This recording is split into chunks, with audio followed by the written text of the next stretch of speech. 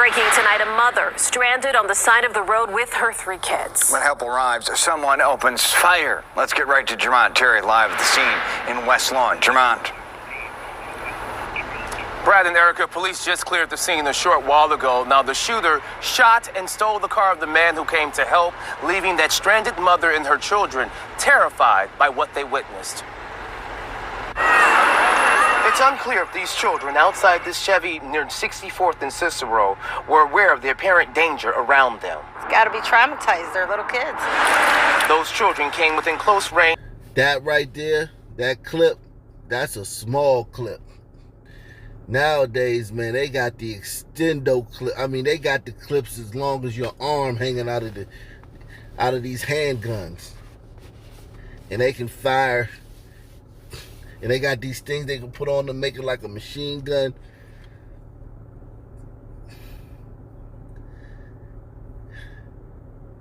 And this wasn't no setup. This woman didn't set this guy up. This was just organic. You have to think about that. This was an organic situation. Were aware of the apparent danger around them. It's got to be traumatized. They're little kids.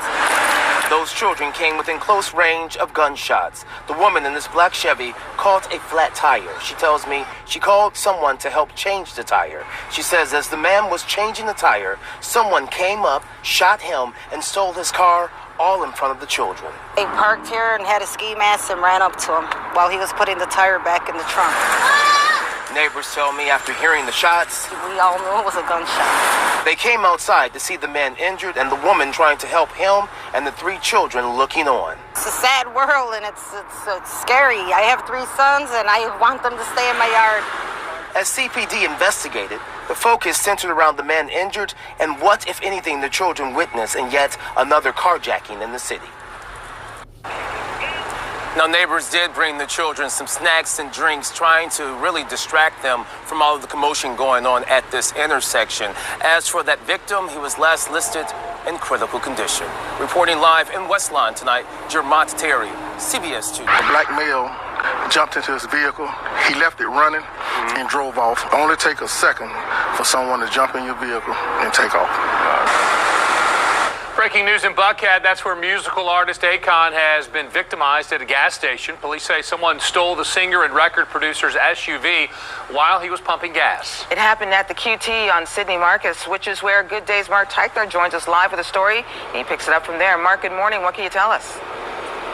Good morning. He was here at the gas station behind us, as you mentioned, pumping gas in his Range Rover. He was on the passenger side. That's where the gas entry is. And apparently somebody came up on the driver's side, jumped in the running SUV and sped away, leaving Akon there without a vehicle, luckily, though, uninjured. He is not the first person to be victimized recently at an Atlanta gas station. And now one city council member says she's got a plan to help stop these crimes from taking place. Let me guess, her plan is less jail time and fewer police, right? So before we get to her plan, let me just say, Ludacris, a few months ago, I did a story on my other channel. Make sure you subscribe to all my channels. Living Room Gangster, Ock Nation TV. I did this story a couple weeks ago. Ludacris, the legend. I mean, first ballot hip-hop Hall of Famer. Just like Akon. Tyrese. I did a story on Tyrese a few weeks beginning of the year. I say second ballot R&B Hall of Famer. But I was listening to Sweet Lady the other day. Whew. That's a bad man right there, man. So some people may say Tyrese is the first ballot R&B Hall of Famer. I say I put him in the second ballot, but fine, whatever. But those 3 stars, just recently, and that's not the rappers that have been killed. I'm not even getting to that. I'm just talking about people carjacked, had their cars relieved. Tyrese, Luda, and Akon. And it's, I mean,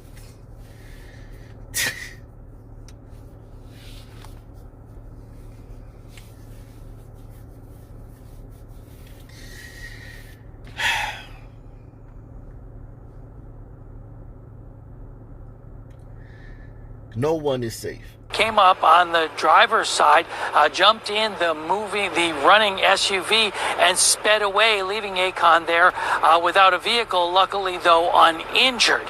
He is not the first person to be victimized recently at an Atlanta gas station, and now one city council member says she's got a plan to help stop these crimes from taking place.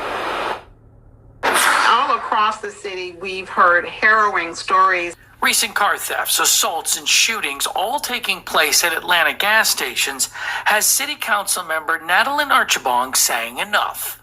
It is a common occurrence, and it is not an anomaly. And so it is a significant enough crime and a consistent enough crime that it warrants this intervention. That intervention is an ordinance that would require all gas stations in the city to install round-the-clock cameras at all of their pumps. The issue hits close to home for Archibong, whose daughter recently found herself on the barrel end of a gun during a failed gas station carjacking.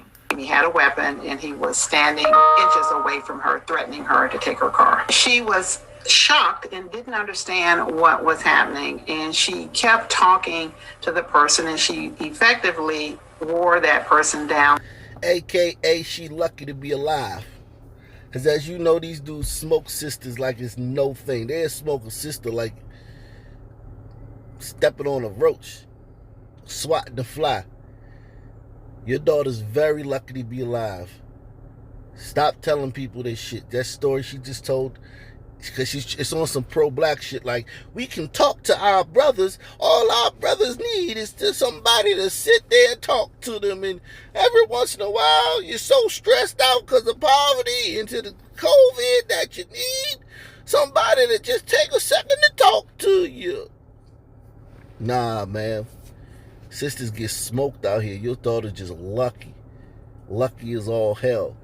The legislation would also require backup camera system in case the main one goes out. Archibong hopes another set of eyes will deter criminals from using gas stations to find their victims. And it will also serve as a protection for those who are at their most vulnerable. They're outside of their car. They are using a credit card or have cash in their hands. Archibong does plan on holding a meeting with local gas station owners to discuss the issue of cost and how all of this would play out and work. She hopes those meetings will begin as early as next week. Reporting live from Buckhead, I'm Mark Teichner for Good Day Atlanta. All right, Mark, thank you.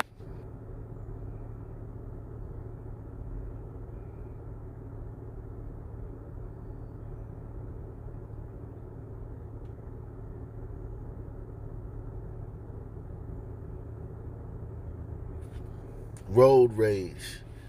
This guy's upset. He's blocked in. Damn.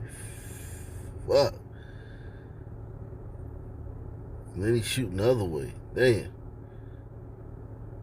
Just hops back in the car like nothing happened.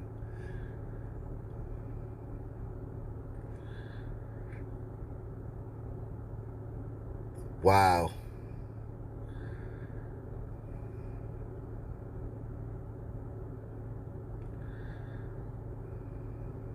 What I divine from this situation is that he was trying to move out from his parking space, and the car in front of the white car in front of the gray car wouldn't move, so the guy in the gray car couldn't get out of his way, so he started yelling at him, and they probably said, "Look, man, the motherfucking white car in front of me, I can't move."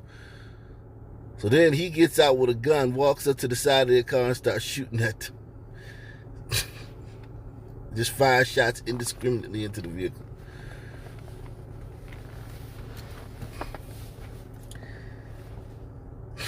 It's a lot to worry about on these roads, Jack.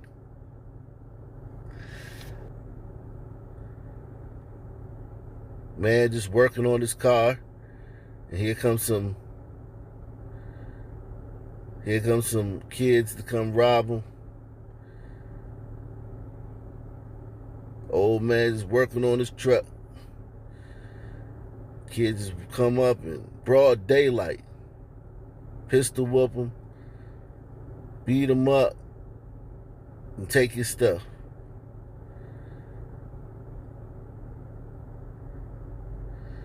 And if this guy was a white guy, if he was with a white guy and the white guy said, "Hey, look alive, man, there's some kids coming up at 12, coming down the street at 12 o'clock. Look alive, look alive." Like, oh, come on, man. Come on, Mitch. I'm insulted. You're racist. Racism. But he was out there on his block, residential area, broad daylight. 2 kids just walking up the street, pay them no mind. Next thing you know, they on your ass.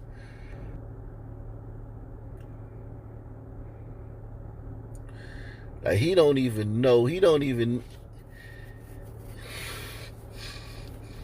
They ain't want his car. If they even had a better car, they would have definitely took his car. They ain't even want that piece of shit. I don't know. Maybe they did take it. I ain't even seen this yet. But pistol whooping.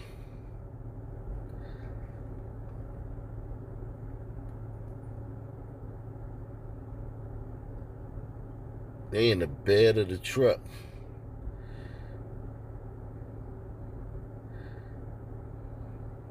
Robbing them. Beating them down.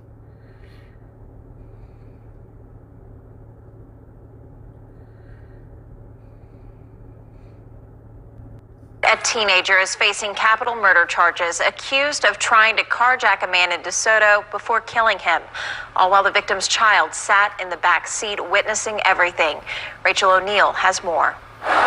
This morning, DeSoto police announced 19-year-old Evan McMarion as the suspect in custody for a shooting that killed 34-year-old Randall Thornhill and injured 29-year-old Heather French.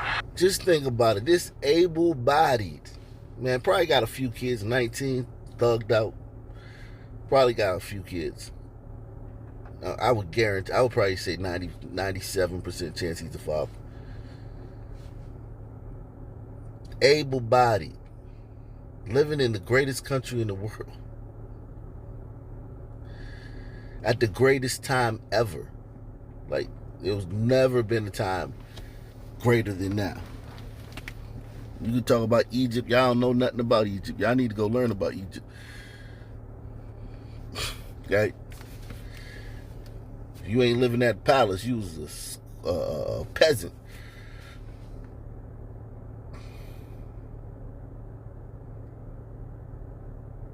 Able-bodied man just about to live in a cage for about 20-something years. And then come back into society. A 40-something-year-old man.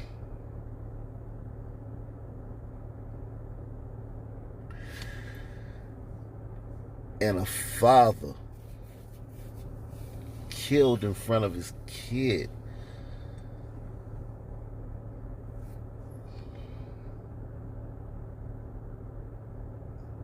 This morning, DeSoto police announced 19-year-old Evan McMarion as the suspect in custody for a shooting that killed 34-year-old Randall Thornhill and injured 29-year-old Heather French.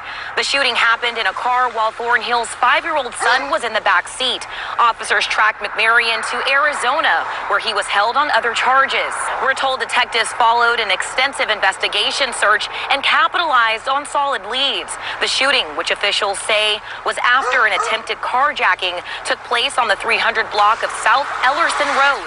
This isn't the only violent incident that happened in this area recently. On April 22nd, 19-year-old Cameron Collier was shot to death in a car. And on April 25th, 20-year-old Colby Graham was shot while attending a ceremony in Collier's honor. That is a normal black neighborhood. A normal one. Not a very violent one, just a normal one. This kid was killed going to the vigil, at the vigil of another kid who was killed a week before. How many times have we seen that? And then the guy killed in the carjack. That's a normal black neighborhood. A normal black neighborhood. To all you white people. Normal. This isn't the only violent incident that happened in this area recently. On April 22nd, 19-year-old Cameron Collier was shot to death in a car. And on April 25th, 20-year-old Colby Graham was shot while attending a ceremony in Collier's honor. Despite the spike in shootings, safety leaders say they're determined to keep the crime low. Over the last month, we have seen a series of isolated shootings in our community, and the good news is that our police department has acted quickly and aggressively and tracked down and arrested those who are responsible in all of these cases.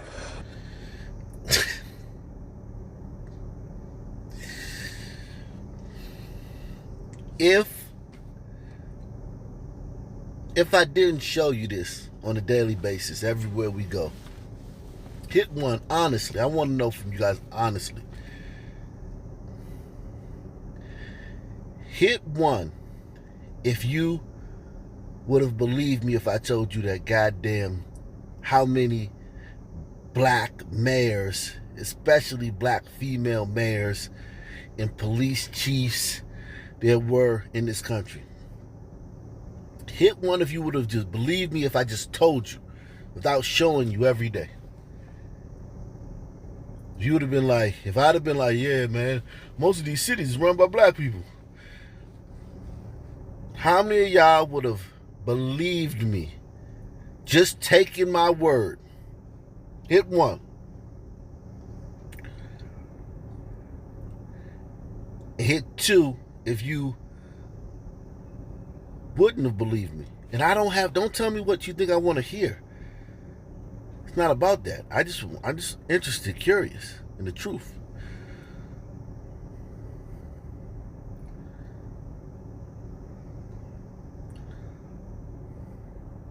Over the last month, we have seen a series of isolated shootings in our community, and the good news is that our police department has acted quickly and aggressively and tracked down and arrested those who are responsible in all of these cases.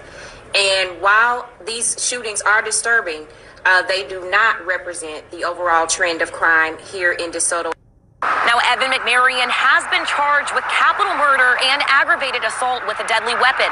In DeSoto, Rachel O'Neill, CBS 11 News. For that update, we have an update on a story you saw exclusively first on 10, a police chase coming to a crashing end on I-95 in Broward County. We have learned all of the teenage suspects in the case have extensive arrest records. It's raising questions about why someone hasn't intervened until now. Local 10's Ian Margol is live with more. Ian.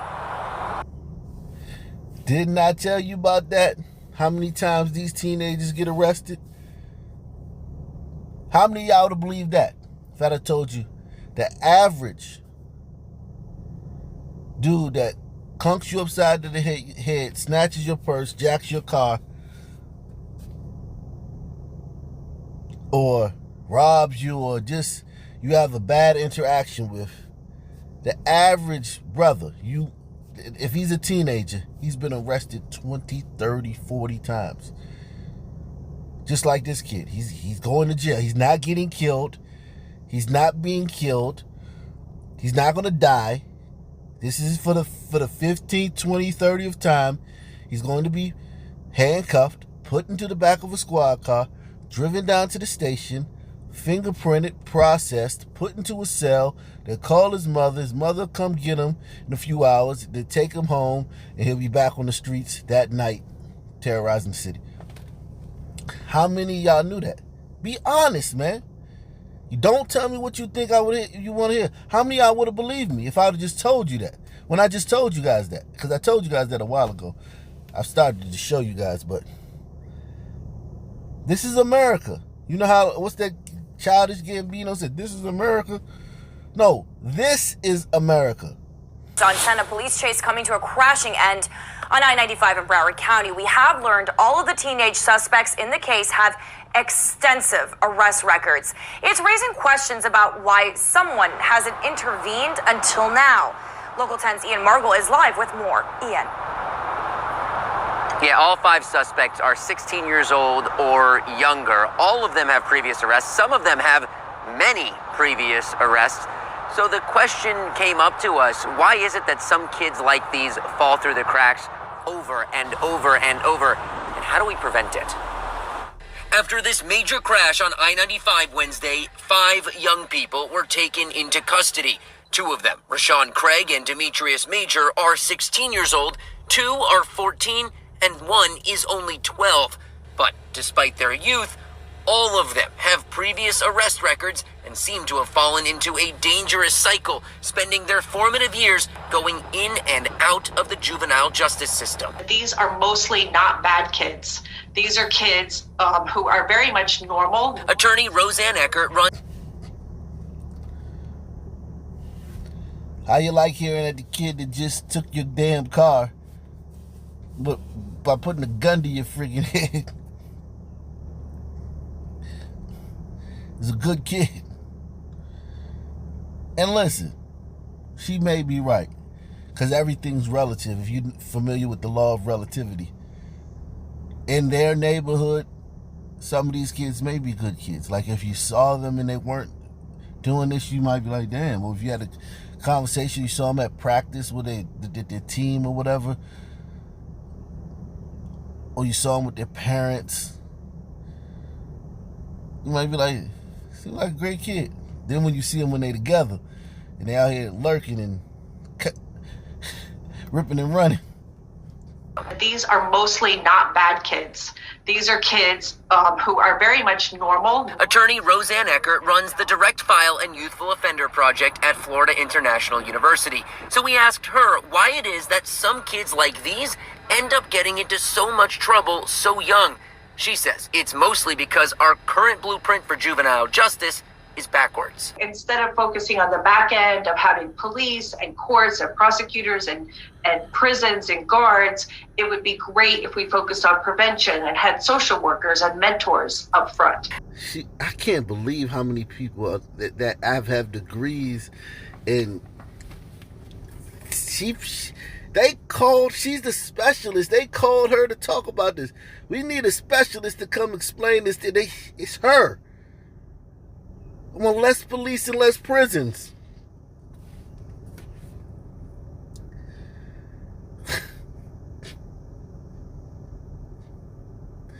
Mentors.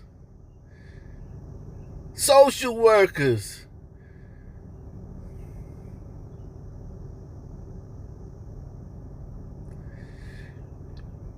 People without guns giving directions. Think about it. They won't listen to people with guns.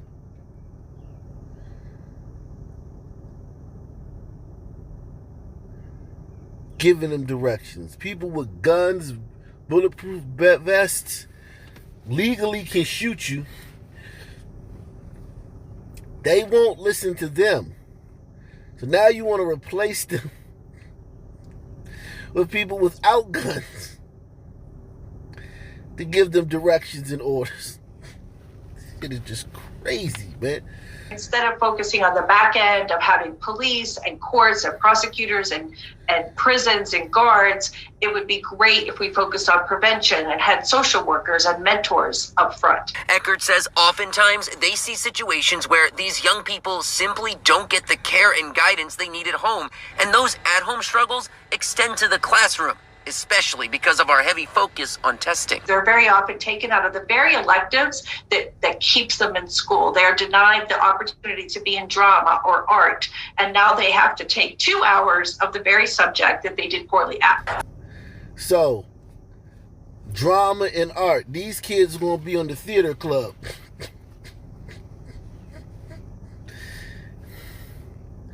These kids are going to be on the glee club.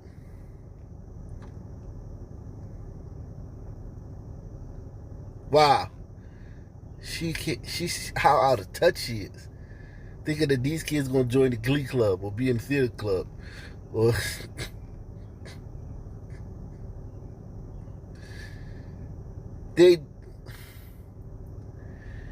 that DC police chief said it best, man. They enjoy committing crime. They enjoy doing this stuff, man. All this crap she talking about, they enjoy doing this stuff. They get social status, social currency.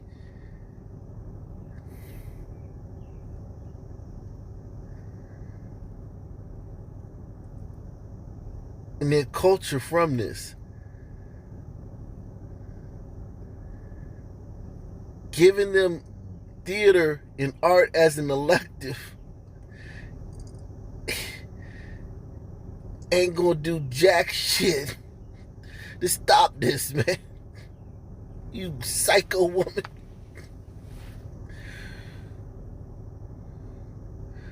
And the thing about it is, I can say I don't know the answers. I don't know what can stop this. I don't know. But I do know that it wasn't this bad till you stopped locking people up, criminals up. You stopped giving violent offenders, habitual violent offenders, harsh sentences. I know that worked. That we were at one stage there. It was bad then, but now it's worse. So I'm like, okay, it was already bad with the blueprint before. You took that away. You pulled back on that. Now it's 10 times worse. So let's just go back to where you had it before, where you were lock up, remove violent, habitual criminals from society.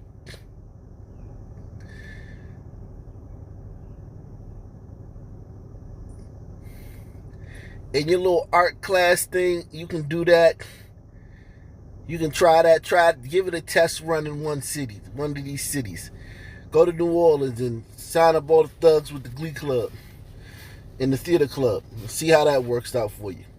They're very often taken out of the very electives that keeps them in school. They are denied the opportunity to be in drama or art, and now they have to take 2 hours of the very subject that they did poorly at. Then, when they get in trouble, they're labeled as having conduct disorders, and that label can stick with them for a long time. They keep failing out of probation because there aren't services and supports to help them succeed.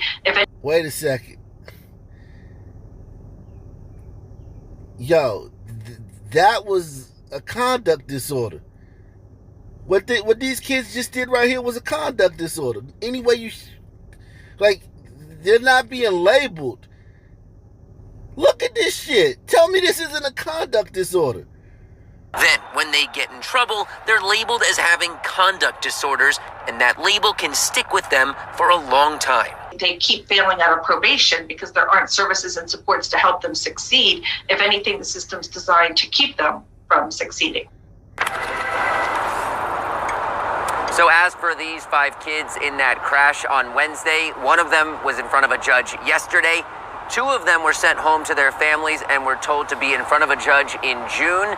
1 is still in the hospital at last check with serious injuries, and the 5th one is expected to face a judge soon. We'll keep you posted on their cases.